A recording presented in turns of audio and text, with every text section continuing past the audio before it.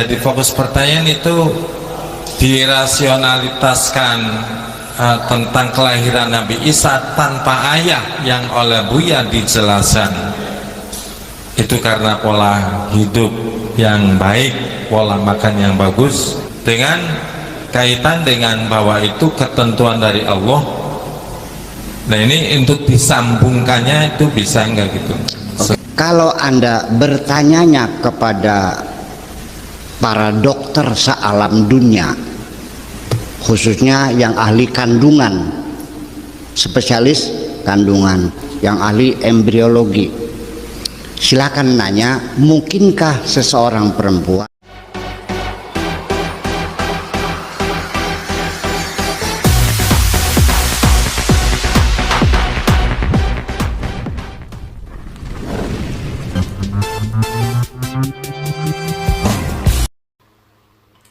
Shalom teman-teman, selamat berjumpa kembali dengan saya dalam channel ini, dan saya berdoa agar kita semuanya dalam keadaan sehat. Kali ini teman-teman, saya akan membagikan kepada kita di mana ada cuplikan video yang saya dapatkan, dan ada seorang kiai yaitu membongkar tentang kelahiran Tuhan Yesus secara ajaib dan luar biasa, dan jarang tokoh agama mengetahui hal ini, dan sedikit orang yang memahaminya teman-teman. Menjelang hari Natal ini, saya akan membagikan video ini bagi kita semuanya. Mari kita menyaksikan bersama-sama.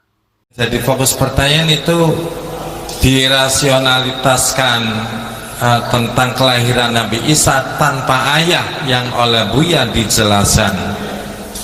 Itu karena pola hidup yang baik, pola makan yang bagus, dengan kaitan dengan bahwa itu ketentuan dari Allah. Nah, ini untuk disambungkannya itu bisa enggak gitu? Kalau Anda bertanyanya kepada para dokter sealam dunia, khususnya yang ahli kandungan, spesialis kandungan, yang ahli embriologi, silakan nanya, mungkinkah seseorang perempuan dengan cara aseksual, artinya tidak melalui sanggama, tidak melalui pertemuan sperma dengan ovum, lalu terjadi pembuahan. Menurut dugaan saya, dokter semua pasti akan mengatakan tidak mungkin. Ini ilmu, ya kan gitu. Nah, saya dari mana saya bisa meyakini itu benar terjadi? Karena saya menanyakannya bukan sama dokter, tapi saya nanya sama Allah. Bahwa Allah itu innama amruhu idza arada syai'an an yaqula lahu. Apalagi itu membuat anak dari ibu yang tanpa kawin, membuat manusia tanpa ibu, tanpa anak juga bisa. Tanpa suami, tanpa istri, tanpa bapak, tanpa ibu juga ada, ya kan? Dan lalu menghidupkan kembali yang sudah jadi tanah pun juga bisa. Kaifa yuhyiha wa yarami, bagaimana Allah menghidupkan kembali yang sudah menjadi tanah, sudah hancur. Qul yuhyiha alladzi ansha'aha awwala marrah wa huwa bikulli khalqin alim. Nah, kalau saya tanya pada Allah, yaitu hal yang mungkin, minal mumkinat, sesuatu yang mungkin terjadi. Apakah mungkin Allah masih bisa bikin manusia sekarang lahir lagi tanpa bapak? Mungkin, ya mungkin. Mungkinkah Allah sekarang bikin lagi manusia tanpa ibu, tanpa bapak? Ya mungkin, mengapa tidak? Sekali Al-Quran mengatakannya satu contoh satu, itu berarti kemungkinan ada yang lainnya. Orang lahir tanpa ibu, tanpa bapak, Nabi Adam kan? Mungkinkah Allah bikin Adam lagi? Ya mungkin, mengapa tidak? Sesuatu yang namanya mungkinat itu, ya katakan kalau nisbatnya kepada Allah, ya semuanya minal mumkinat, bisa terjadi. Allah apa saja, innama amruhu idza arada syai'an ay yaqula lahu kun fayakun. Nah, saya juga dulunya tidak ada. Kenapa bisa ada? Ya kalau pakai logika, yang ada logikanya, dari tidak menjadi ada kok. Ya kan begitu. Nah, ini Bapak sekalian, rasionalitas manusia ini Kalau kita berdasarkan hukum kausalita, ya kita mengatakan ini mungkin, tidak mungkin. Tetapi kalau kitanya kepada Allah, semua apa saja namanya makhluk itu adalah sangat mungkin dan bisa terjadi. Jadi Adam lahir tanpa ibu, tanpa bapak. Kalau Hawa lahir tanpa ibu. Saya mau nanya, ada nggak binatang sekarang berketurunan, melahirkan, tapi tidak punya istri, tidak punya suami, dia sendiri? Ada nggak? Ada. Cacing itu nggak kawin lagi, dia langsung bertelur, dia bertelur sendiri. Jadi situ jantannya dan betinanya ada dalam dirinya sendiri. Itu aja ada kok. Bisa nggak Allah bikin manusia cacing lagi? Ya bisa saja, kenapa enggak? Nah, apalagi nanti kalau bioteknologi, ya sekarang sedang gigih melakukan pengkloningan manusia. Jadi dari deoksiribonukleik asid itu langsung dimasukkan ke inti sel, lalu jadi manusia tanpa ibu, tanpa bapak, dan mewarisi sifat-sifat dari DNA-nya itu sendiri. Kalau bapaknya musisi, anaknya bisa jadi musisi, ada bakat musisinya. Hidungnya juga sama dengan bapaknya. Dan itu namanya DNA, itu tidak mesti harus diambil dari orang-orang yang masih hidup. Sudah mati pun bisa. Dari kulitnya, dari kukunya, dari rambutnya, dari tulangnya, itu bisa diambil DNA-nya lalu dimasukkan dalam inti sel. Bisa terjadi kok. Ya, yang sekarang sudah lagi heboh, yaitu terbukti berhasil melakukan cloning pada domba namanya Dolly. Bisa terjadi kok, mengapa tidak? Ya, jadi saya kira itu saja persoalannya. Saya sama sekali tidak berkurang sedikit pun bahwa Allah maha kuasa. Innama amruhu idza arada syai'an an yaqula lahu kun fayakun. Selesai, itu aja. Tetapi saya tidak bisa membuktikan karena saya bukan ahli kandungan, ya kan begitu. Ya, tapi saya yakin Allah apa saja bisa. Nih, kalau hukum kausalita, orang kalau nganggur saja bisa kaya enggak? Kalau ya enggak. Orang yang kaya yang kerja keras, tapi nyatanya ada enggak orang yang nganggur aja kaya? Ada enggak yang berkeringat-keringat miskin terus?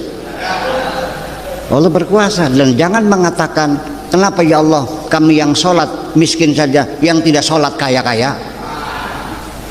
La yus'alu amma yaf'alu wa hum yus'alun. Allah tidak boleh ditanya kenapa, tapi kalau kamu ditanya. Kalau manusia gitu saja. Saya kira begitu aja. Nah, itulah teman-teman cuplikan penjelasan tentang kelahiran Tuhan Yesus Kristus. Dan banyak orang bertanya-tanya tentang itu dan penasaran tentang kelahiran Tuhan Yesus. Jadi itulah kuasa Tuhan dan itulah Tuhan Yesus yang sanggup mengadakan yang tidak ada sekalipun. Dan siapakah Yesus dan kenapakah Yesus harus menjadi manusia? Dan yang jelas Yesus adalah Allah itu sendiri. Mari kita membaca firman Tuhan di dalam Roma 3 ayat 23. Kita lihat kebenaran Tuhan di sana. Karena semua orang telah berbuat dosa dan telah kehilangan kemuliaan Allah.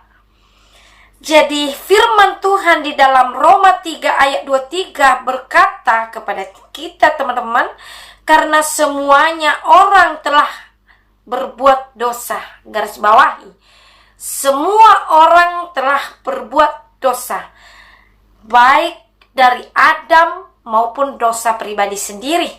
Yang jelas tak ada satupun manusia yang tidak berdosa, maupun masih bayi dia sudah punya dosa keturunan dan telah kehilangan kemuliaan Allah, telah kehilangan kemuliaan Tuhan.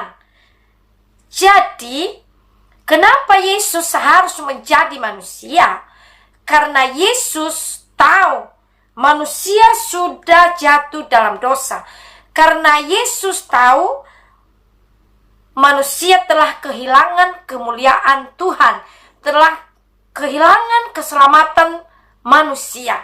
Jadi jika Tuhan Yesus tidak menjadi manusia, manusia itu akan mati dalam dosanya, kekal selama-lamanya.